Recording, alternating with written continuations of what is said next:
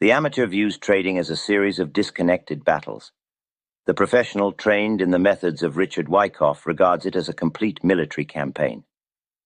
Every operation requires strategic planning, meticulous reconnaissance, and flawless execution. Success is not a matter of chance. It is the direct result of adhering to a clear and inviolable set of rules for the conduct of such a campaign.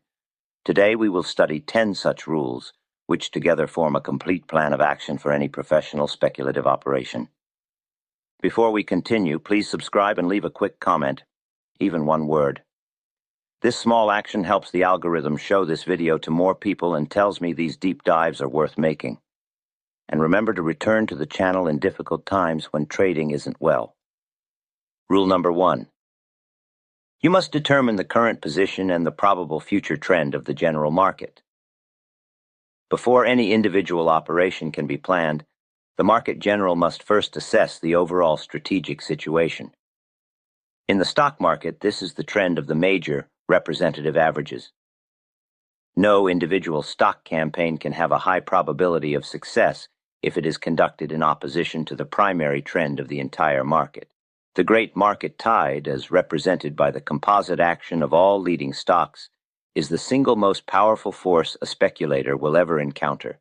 A successful campaign is one that is planned to move in harmony with this force, leveraging its immense power. An unsuccessful campaign is almost always one that attempts to fight it. The daily and weekly work of the professional speculator, therefore, begins not with the search for individual stocks, but with a thorough and dispassionate analysis of the general market averages. During Wyckoff's time, this meant a close study of instruments like the Dow Jones Industrial and Railroad averages. The objective of this study is to determine which of the 4 great market phases is currently in control. The first of these phases is accumulation. This is the basing process that occurs after a long decline. It is a period of equilibrium where the large informed interests, which we term the composite operator, are quietly absorbing the supply of stock from a discouraged and fearful public. An analysis of the market averages during this phase will reveal the characteristic signs of this process: a climactic halt to the prior downtrend, followed by a prolonged trading range in which the volume signatures indicate that selling pressure is being exhausted. The second phase is the markup. This is the resulting uptrend that emerges from a successful accumulation. It is a period of rising prices where demand is in clear and consistent control. This is the most favorable environment for planning and executing long-side campaigns. The third phase is distribution. This is the topping process that occurs after a long advance.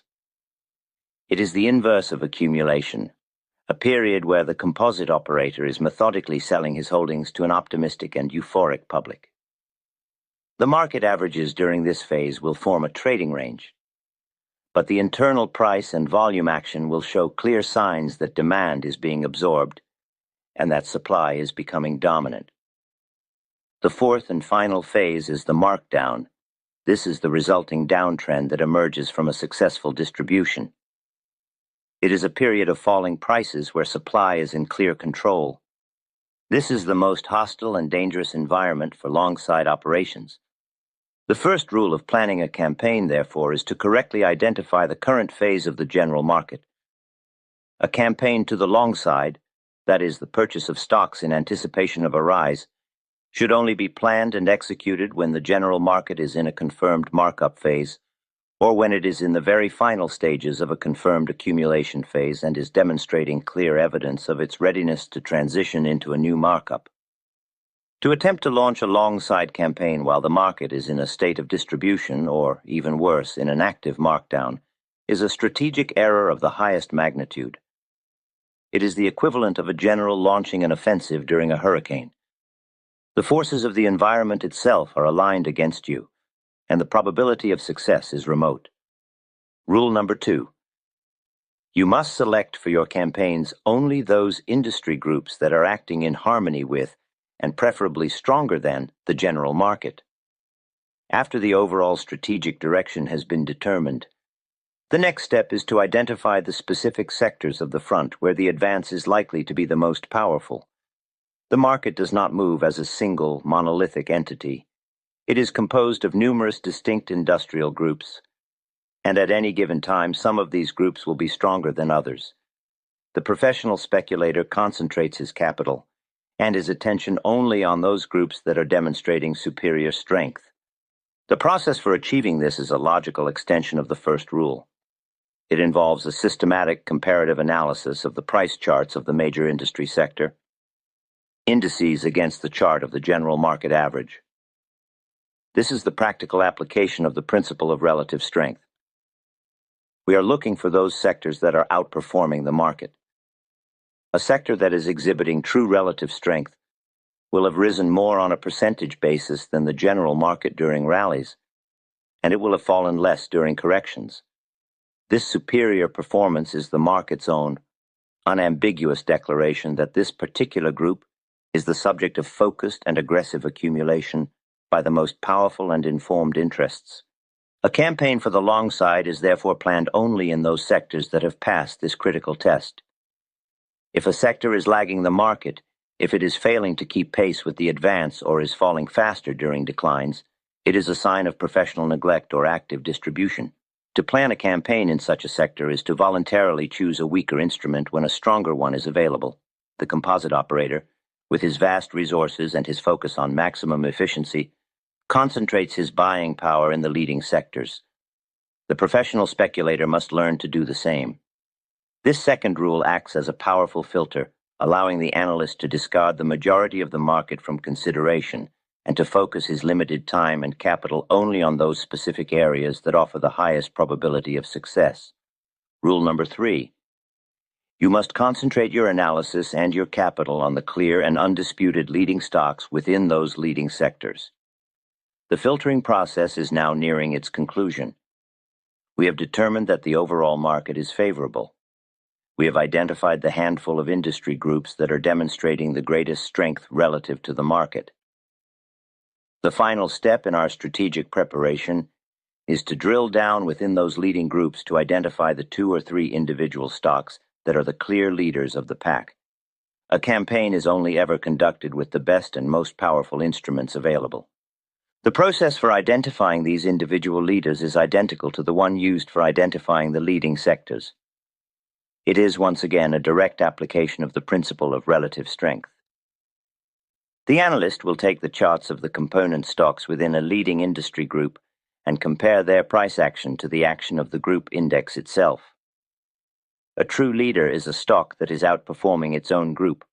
It is the stock that is rising the fastest, that is the first to make new highs, and that shows the greatest resilience during periods of minor correction. This exceptional performance is the final and most specific footprint of the composite operator. It is the definitive sign that this particular stock has been chosen as a primary vehicle for a major professional campaign. At the conclusion of this 3-step strategic filtering process, the speculator will have created a short, focused, and powerful watch list. This list may contain only a handful of names, perhaps from 2 or 3 different industries. But these are the A-class candidates. These are the stocks that have successfully passed every single one of the high-level strategic tests. They are in harmony with the general market. They are in the strongest sectors, and they are the undisputed leaders of those sectors. All other stocks are, for the purposes of the present campaign, completely and utterly ignored. This ruthless process of elimination is the very essence of professional selectivity. It prevents the analyst from being distracted by the thousands of inferior and dangerous opportunities that the market presents every day. It ensures that all of his analytical energy, from this point forward, will be concentrated only on this small group of the most promising and professionally sponsored candidates. The strategic briefing is now complete. The general has surveyed the entire battlefield and has chosen his precise point of attack. The strategic situation is now favorable. The high-level reconnaissance is complete, and a short list of promising targets has been identified. We have successfully applied the first 3 rules of our campaign plan, ensuring that we are operating in harmony with the general market and focusing our attention only on the strongest stocks in the strongest sectors. We now transition from the broad strategic overview to the phase of detailed tactical analysis. The work now is to conduct a close-up reconnaissance of our chosen targets and to determine the precise moment at which to launch the operation for maximum effect and minimum risk. Rule number 4. You must measure the potential of the campaign by applying the law of cause and effect. A professional speculator, much like a military general, does not commit his valuable resources, his capital, to an operation unless the potential reward is substantial enough to justify the inherent risks. Before a single dollar is put on the line, he must have a logical, evidence-based reason to believe that the prospective campaign offers a significant profit objective. Richard Wyckoff's first and most important fundamental law of the market provides the framework for this critical calculation. The law of cause and effect states that a significant market move, the effect, must be preceded by a commensurate period of preparation, the cause. The subsequent effect will be in direct proportion to the preceding cause. In the context of our campaign planning, the cause is the base of accumulation that is built by the composite operator prior to the markup phase. This trading range is not a period of random price fluctuation. It is a period of immense strategic importance. It is the time during which the composite operator is methodically and patiently absorbing the floating supply of a stock from the public, thereby building the great cause or foundation for the subsequent advance. The duration and the width of this accumulation base are of paramount importance. A short, narrow, and ill-defined base that forms over just a few weeks is a small cause. It indicates that only a limited amount of stock has been accumulated, and therefore it can only be expected to produce a limited and modest subsequent price move, a small effect. A campaign based on such a small cause would offer a poor reward-to-risk ratio and would likely be rejected by a professional operator. A great campaign, a good trade, must spring from a great cause. This means the professional is searching for stocks that have undergone a long, extensive, and well-defined period of accumulation, often lasting for many months. The greater the amount of time and effort the composite operator has expended in building this cause, the greater his own profit motive will be, and the more extensive the subsequent markup phase is likely to be. To transform this concept from an abstract principle into a practical quantitative tool, Wyckoff employed the point and figure chart. As we have discussed in previous studies, this unique charting method filters out time and minor price fluctuations, allowing the analyst to view the accumulation base as a clear, measurable horizontal formation. By conducting a horizontal count of the columns within this formation, the analyst can derive a logical price objective for the coming move. This point and figure count is the tool that defines the ultimate goal of the campaign. It allows the speculator to answer the critical question, how far, before he ever commits to the trade. A campaign is only planned for those stocks where the point and figure count indicates a substantial potential reward, ensuring that the entire operation is strategically sound from the outset. Rule number 5. You must await the full completion of the preparatory phase. A military operation is not launched based on a hopeful assumption that the enemy is weak. It is launched only after reconnaissance has confirmed that the enemy's defenses have been fully broken down. In market terminology, this means that a campaign is not initiated until there is definitive proof on the chart that the supply of the stock has been completely absorbed and that the selling pressure is exhausted. To act before this point is to engage in guesswork, not professional speculation. This requires the disciplined, patient observation of the entire sequence of events that constitutes a classic Wyckoffian accumulation. The analyst must have the fortitude to sit and watch as the evidence methodically accumulates without giving in to the impulse to act prematurely. He must first identify the clear, stopping action of the prior downtrend, typically in the form of a selling climax. This event is the first piece of evidence, proving that professional demand has entered the market to halt the decline. Next, he must patiently observe the long process of absorption within the subsequent trading range. He must watch for the characteristic signs that supply is being exhausted, which is proven by the progressive diminishing of volume and the narrowing of price spreads on each test of the support level. Most critically, he must wait for the final decisive test that marks the end of the preparatory phase.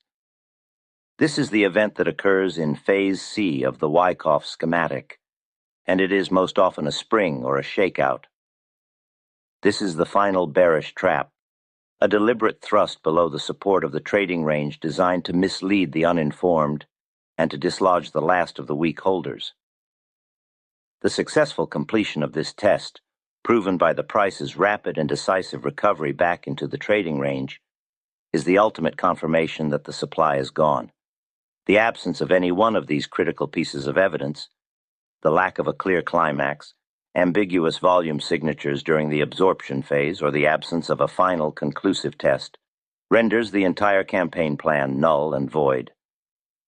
A professional campaign is only ever launched from a base of complete and unambiguous evidence. Rule number 6. You must act only upon a clear and definite signal of bullish intentions. The advance is not initiated based on the speculator's own hopes or desires. It is initiated only after the market itself, through the actions of the composite operator, gives the final go-ahead signal. This is the command to advance. And on the market, this command is the sign of strength. A sign of strength, also known as a jump across the creek, is the decisive price move that finally lifts the stock up and out of its long period of accumulation. It is the first piece of overt, aggressive buying that we have seen, and it is the definitive proof that the composite operator has completed his quiet preparatory work and is now beginning the active public phase of the markup. For this signal to be considered a valid and actionable trigger, it must be confirmed by a specific and powerful signature in its volume and price spread. The price spread on the breakout bars must be wide and dynamic, with the closes occurring at or very near the highs of the sessions. This demonstrates what Wyckoff called an ease of movement.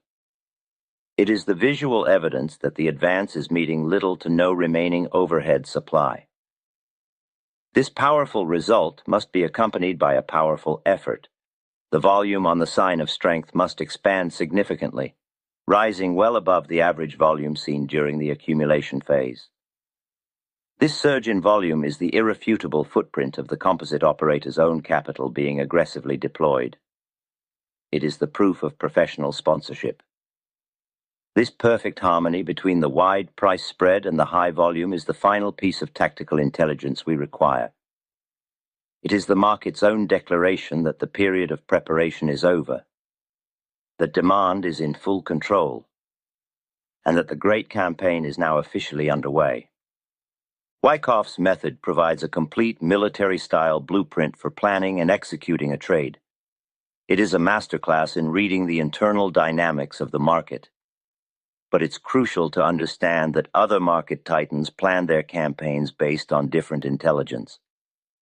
Bernard Baruch, for example, based his campaigns on a deep understanding of geopolitical events and fundamental economic shifts.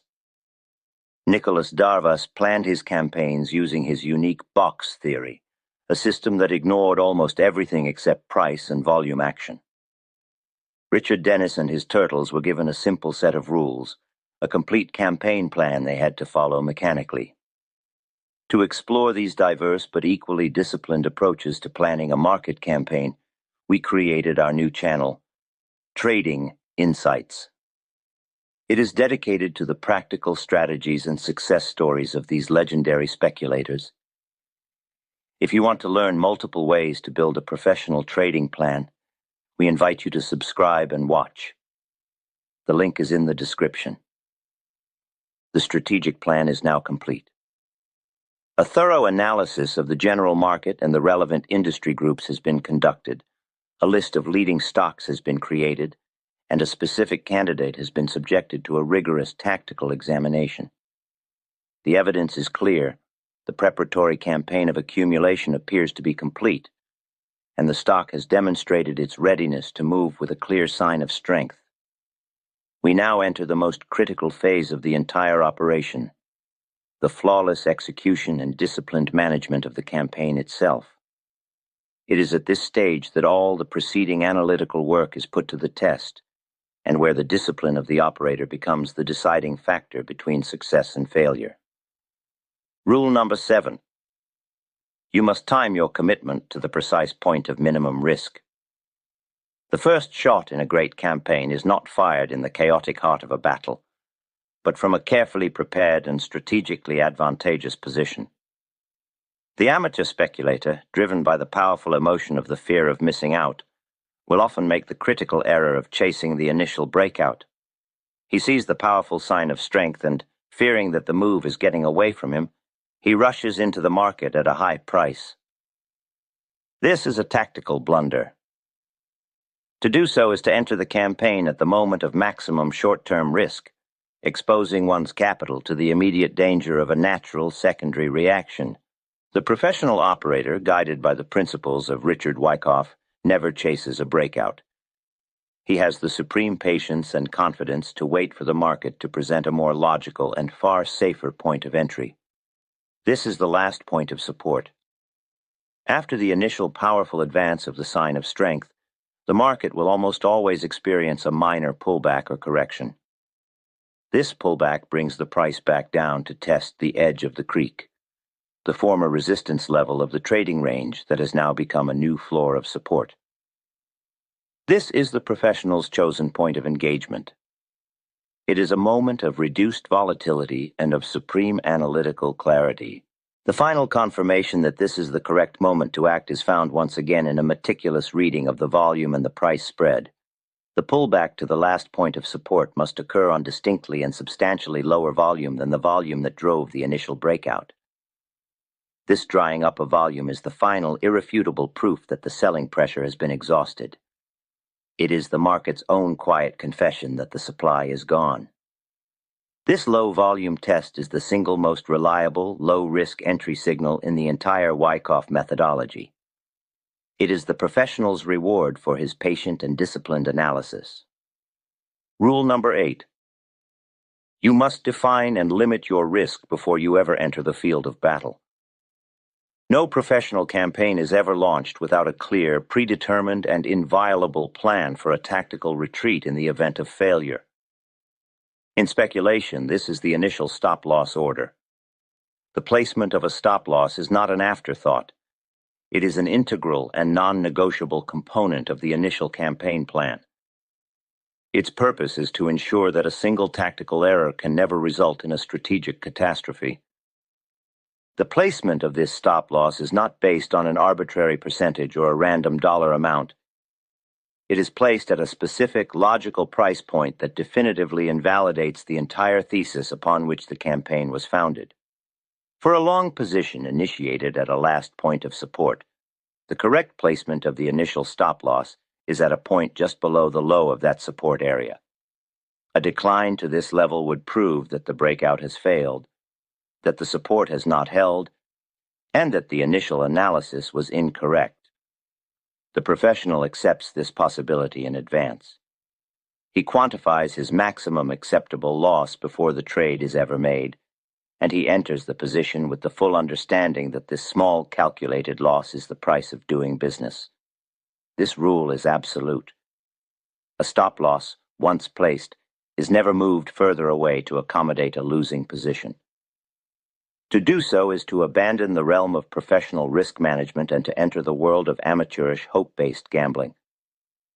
Rule number 9. You must manage the overall campaign, not the minor, day-to-day fluctuations. Once the campaign is successfully underway and the stock has begun its markup phase, the role of the operator shifts from that of an analyst to that of a manager. The amateur trader will often watch every single tick of the price, his emotions rising and falling with each minor rally and reaction. He is prone to being frightened out of a sound position by a natural, healthy correction, thereby snatching a small profit and forfeiting the great rewards of the major trend. The professional, by contrast, manages the strategic advance of the campaign, not the daily skirmishes. His primary tool for achieving this is the systematic use of a trailing stop. This is a mechanical and unemotional method for protecting profits and remaining in a position for the full duration of a major move. The technique is logical and simple. After the stock has advanced to a new high and has then experienced a natural secondary reaction or correction, the protective stop-loss order is moved up from its initial placement to a point just below the low of that completed reaction. This process is repeated as the trend unfolds. With each new leg of the advance, the trailing stop is methodically moved higher. This technique serves a vital psychological purpose. It removes the emotional burden of having to guess where the final top will be. The operator is no longer forced to make a subjective decision about when to take profits. The decision is delegated to the market itself. The position is held and the profits are allowed to run until the stock's own uptrending character is finally broken and the trailing stop is logically and automatically executed. This allows the campaign to achieve the full profit potential that was initially projected by the analysis of the cause in Rule number 4. Rule number 10. You must conclude the campaign when the evidence indicates that an opposing campaign is beginning. A successful campaign is not held indefinitely. It is concluded either when its price objective has been substantially met, or when the market itself provides clear evidence that the strategic situation has changed. The professional speculator is constantly engaged in reconnaissance, and he is always alert to the first signs that the composite operator may be shifting his allegiance from the bull side to the bear side. The decision to exit a profitable campaign is therefore not an emotional one. It is an evidence-based one. As the stock approaches its price objective, the analyst begins to search for the telltale signs of a new campaign of distribution. These are the very same signals we would look for in a market top analysis. He watches for a potential buying climax, a day of climactic volume where the price fails to hold its high. He scrutinizes the rallies, looking for the first signs of a divergence between effort and result, where high volume is no longer producing significant upward progress.